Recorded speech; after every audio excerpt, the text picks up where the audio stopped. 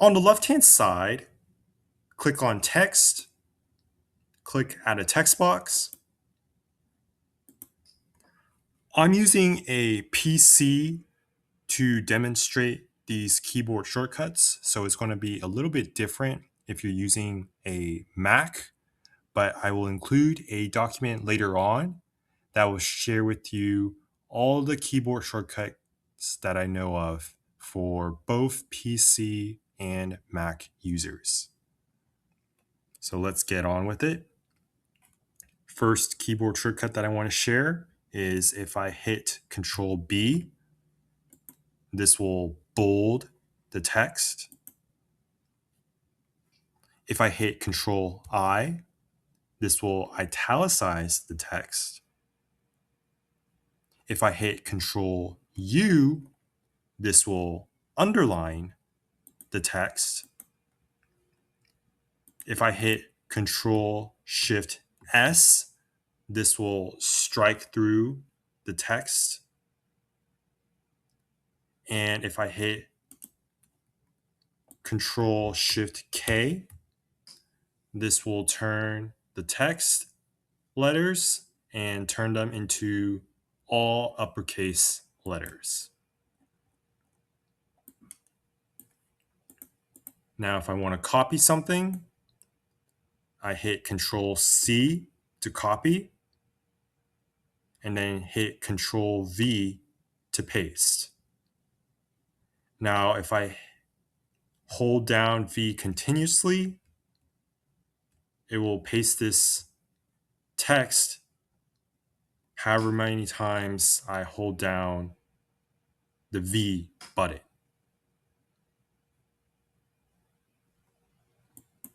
So similarly, if I click on the text and I hit Control D, this will duplicate the text. And if I hold down D, it will continuously duplicate the text until I let go of D.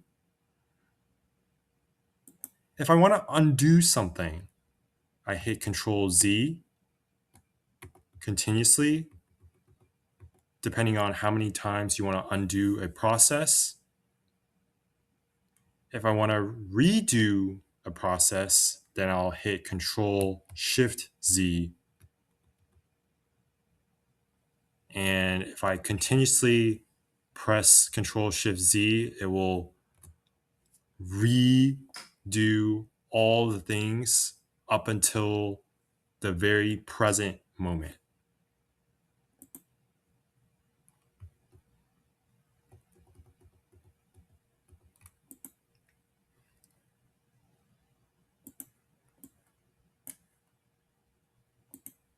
If I want to increase the text size, I can hit Control Shift right caret. And if I hold the right caret down, this will continue to increase the text size. And then conversely, if I hit Control Shift left arrow key, then this will decrease the text size.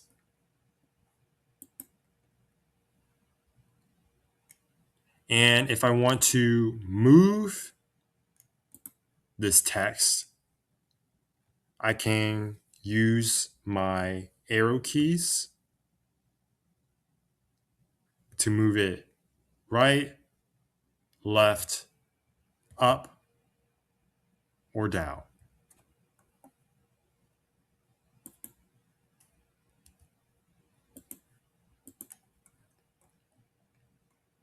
Next thing I'm going to do is I'm going to go to Elements. I'm going to go to Shapes.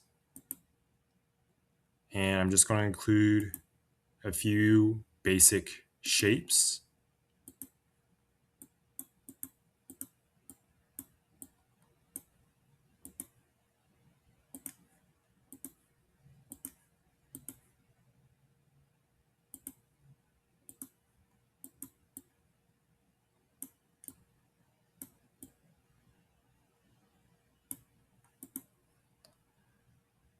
So to copy, to paste, to duplicate, An object, it's the same as what I did previously with the text. Control C to copy, Control V to paste, Control D to duplicate.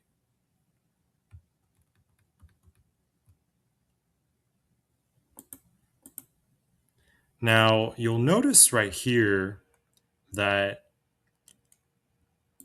this purple circle is behind the square and the triangle. So if I want to bring this circle to the front, I can hit Control right bracket. And if I continuously press down on the right bracket, it will bring that circle element to the front of the page. And on the flip side, if I hit Control left bracket, it will bring that circle element all the way to the back of the page.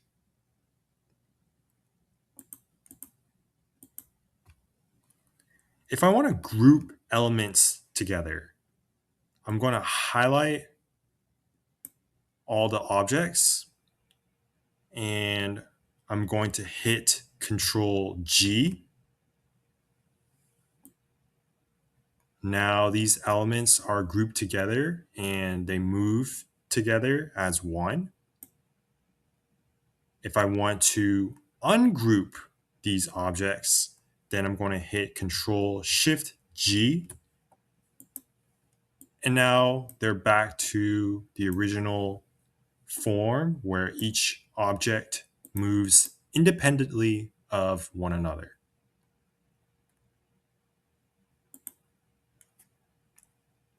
And similarly to moving text, to move object, I'm going to hit Shift arrow key to either move the object left, right, up, or down.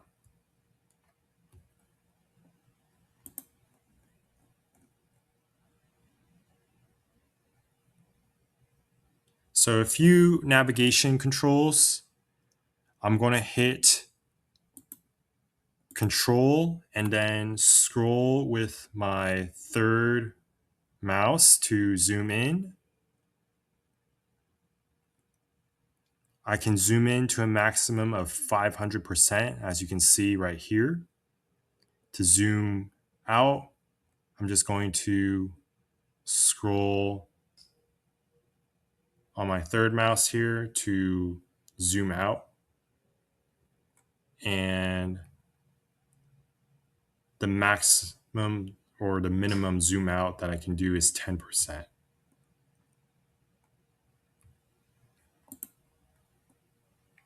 If I want to show rulers and guides, I'm going to go to my keyboard and I'm going to click on Shift R. So you can see at the top and on the left, there are ruler guides for this page. If you need precise measurements and if you want to hide this ruler guide, then you can hit Shift R again to hide the ruler guides. If I want to print a design, I'm going to hit Control P. So you have a few options. You can either use your own printer, you can print with Canva, and if you click on this choice here, Canva will remember which choice you want for future print jobs.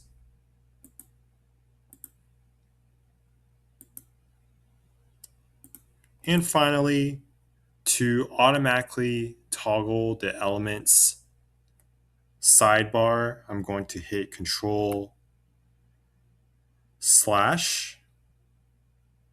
and this will automatically bring up the elements sidebar.